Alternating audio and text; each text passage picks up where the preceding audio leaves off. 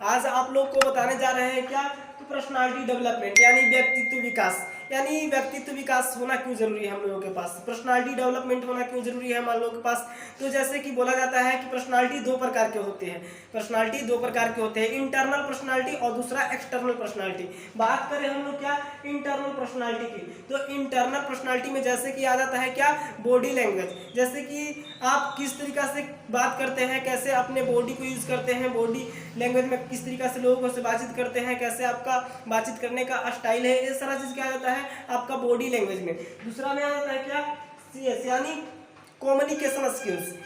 दूसरा में आ जाता है आपका कम्युनिकेशन स्किल्स, कैसे आप लोगों से बातचीत करने का तरीका, क्योंकि बहुत सारे लोग बातचीत तो हर इंसान को करने आता है, बातचीत तो बच्चा बच्चा कर लेता है, तो हमें किस तरीका से बातचीत करना चाहिए और कैसे कैसे लोगों से किस तरह कैसे बातचीत करना चाहिए, ये सारा चीज़ का आपके पास नॉलेज होना बेहद जरूरी होता है। जैसे कि आपके पास कम्युनिकेशन का नॉलेज होना बेहद जरूरी होता है, यानी बातचीत करने का। और दूसरा में तीसरा में आपको आ जाता है क्या, तो आई कॉन्टैक्ट। यानी आई कांटेक्ट में तो जिस इंसान से हम बातचीत कॉन्वर्सेशन कर रहे हैं वही इंसान से कैसे हम आंख में आंख नजर में नजर मिलाकर क्या बात कर रहे हैं या नहीं कर रहे हैं, तो ये चीज़ का नॉलेज आपके पास यानी आई कांटेक्ट का आपके पास नॉलेज होना बेहद जरूरी है। इसके बाद आपका आ जाता है क्या, तो डीलिंग कैपेसिटी, यानी आप लोगों से कैसे डील कर पाते हैं। माई बाय द वे आप प्रोडक्ट यूज कर रहे हैं, प्रोडक्ट को सेल कर रहे हैं, तो उस चीज़ों को कैसे आप किसी से डील कर रहे हैं, डील करना आता है या नहीं आता है, तो ये सब क्या जाता है आपका डीलिंग कैपेसिटी में, जो आपके पास नॉलेज डीलिंग कैपेसिटी का होना बेहद जरूरी है। और इसमें क्या जाता है आपका मोटिवेशन पावर, यानी आप लोगों के मतलब मोटिवेट कर सकते हैं या नहीं, लोगों को कितना मोटिवेट करने की आपके अंदर पावर है, ये आपके मोटिवेशन क्या, तो पावर पे निर्भर करता है, आपके अंदर क्या पावर है, लोगों को मोटिवेट कर सकते हैं, तो ये आपके अंदर होना जरूरी है। इसके बाद क्या हो जाता है, पॉजिटिव थिंकिंग, आपके पास पॉजिटिव थिंकिंग का भी होना बेहद जरूरी है कि भाई भी हम काम कर रहे हैं, कहीं पे भी वर्किंग कर रहे हैं या किसी भी फील्ड में हमको सक्सेस होना है, तो उसके लिए आपके पास एक पॉजिटिव थिंकिंग का होना बेहद जरूरी है। तो ये सारा चीज़ क्या आ जाता है आपका इंटरनल पर्सनालिटी में आ जाता है। जो भी हम अभी आपको जहाँ तक बताएं, body language, eye contact, dealing capacity और कम्युनिकेशन स्किल्स, ये मोटिवेशन पावर या फिर पॉजिटिव थिंकिंग, ये सब जो सारा चीज़ आपको बताएं यहाँ तक, ये क्या है आपका इंटरनल, जो भी आपके अंदर एबिलिटी है, योग्यता है, जो भी आपके अंदर का नॉलेज है, ये सब क्या आ जाता है, तो इंटरनल पर्सनालिटी यानी इंटरनल पर्सनालिटी में आ जाता है आपको। तो ये सारा चीज़ यानी पर्सनालिटी को दो भागों में बांटा गया था, जो हम आपको एक भाग पे चर्चा कर चुके हैं इंटरनल पर्सनालिटी पे। अब चलते हैं दूसरे भाग पे चर्चा करते हैं, भाई एक्सटर्नल पर्सनालिटी क्या है, एक्सटर्नल पर्सनालिटी होना क्यों जरूरी है हमारे लाइफ में। चलिए अगले एक्सटर्नल पर्सनालिटी में चलते हैं। आ चुके हैं हम लोग कहाँ पे, तो एक्सटर्नल पर्सनालिटी, यानी एक्सटर्नल पर्सनालिटी किसको बोलते हैं या एक्सटर्नल पर्सनालिटी है क्या, what is this external personality. तो बोला जाता है एक्सटर्नल यानी ड्रेसिंग सेंस, आपके पास ड्रेसिंग सेंस का भी होना बेहद जरूरी है। क्यों, क्योंकि ये एक्सटर्नल पर्सनालिटी में आ जाता है।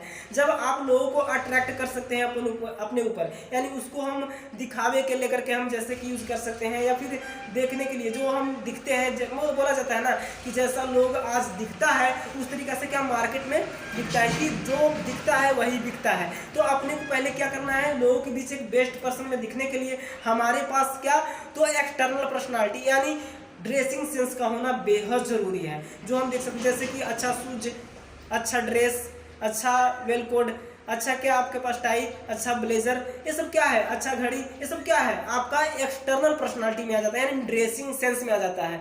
आपका हेयर स्टाइल हो गया, ये सब क्या आ जाता है आपको, तो एक्सटर्नल पर्सनालिटी में आ जाता है। जैसे कि हम लोग क्या है, तो कैसा हेयर स्टाइल अपना रखते हैं, है कि नहीं, तो ये सब एक्सटर्नल पर्सनालिटी में आ जाता है। इन ड्रेसिंग सेंस का आपके पास होना बेहद जरूरी है एक्सटर्नल पर्सनालिटी में, तब हम कह सकते हैं कि बिल्कुल मेरे पास एक्सटर्नल पर्सनालिटी है।